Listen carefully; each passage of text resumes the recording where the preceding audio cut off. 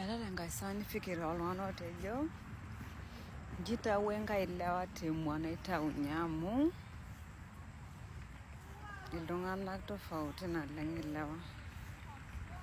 Kinepu olee inji maarita irmajangani oba namayielo kake miro, meliki oltung'ani, meliki oloyamishote, meliki inkituak enye tenkae saa litu eyamisho, metii oltung'ani yeyote oishirikisha. Kenap oltung'ani intokiting telukunya, nenap.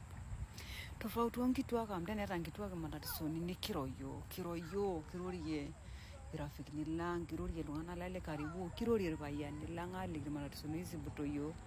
Kake inji ibookino lewa irmatatisoni, nibookino mwisho wa siku neek iltung'anak matatizo ya akili. Kakumok ilewa opwoita aokisho naleng amaa inji ebarakita, inji epwoita awosh irmawazoni oiganyita lukuny.